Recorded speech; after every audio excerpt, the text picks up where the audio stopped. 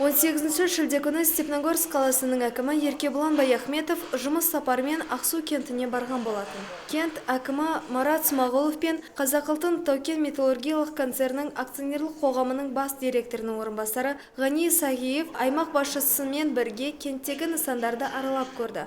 Атап айтқанда, нөмір 2 орта мектепте, спорт залында және кент емханасында жөндеу жұмыстары жүріп жатқан болатын.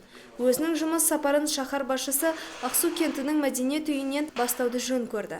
Мұнда нысанның ішкі бөліктерін әшекелеп шығу қолға алынғаны белгілі. Жалпы алғанда жөндеу жұмысы кестеге сай өтіп жатыр деуге болады. Мұнан сай, аймақ басшысы спорт залдың жөндеуіне назар салды. Аталмыш нысанда жұмыс ойдағыдай жүріп жатыр. Құрылыстың маңдай бетін қосымша радиатор салу көзделіп, ол спорт залдағы температураның тұрақты болуын қамтамасыз етеді.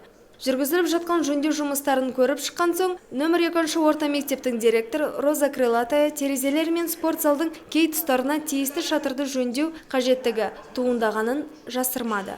Бұл нысанға жобалау сметалық құжатты жөндеуге сай толық дайындап шығу тапсырылды. Қала әкімі сапар барысында кенттегі нөмір 2 орта мектептің маңдай тұсындағы жөндеу жұмысының барысымен де танысты. Бұл бөлім ордасында шағын орталықта жұмыс жасайтынын ескерсек, оған келуші балақайлар саны да жыл сайын артып отыр. Еркебұлан Баяхметов қызметтік жұмыс сапарының жалғасында қалалық емхананың бас дәрігері Рысжан Мұқановамен де жолықты. Ұшарасу барысында Ақсу кентіндегі емхана ғимараттың маңдай тұсын жаңартуға бағытталған жөндеу жұмысы барысын назарға алып, жаңарту шаруаларын талапқа сай өткізуге кеңес берді. Шарбақтарды да осылай жаңартқан жөн деп тапты. Рысжан Мұқанованың сөзіне қарағанда, ғимараттың ішкі жағын күрделі жөндеу қажет болып отыр. Сумен қамту мәселесін қолданысқа қосатын сәтте келді.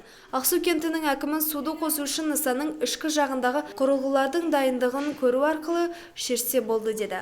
Қала әкімі өзінің жұмыс сапары барысында кенттегі емхана алдындағы қараусыз қалған тұрғын үйлерді қалыпқа келтіру күн тәртібінен түспесін деген тапсырма берді. Сол сияқты кенттегі жөндеу жүргізіліп жатқан нысандардың барлығында жұмыстар кестеге сай атқарылуын қадағалауды тиісті басшыларға тапсырды.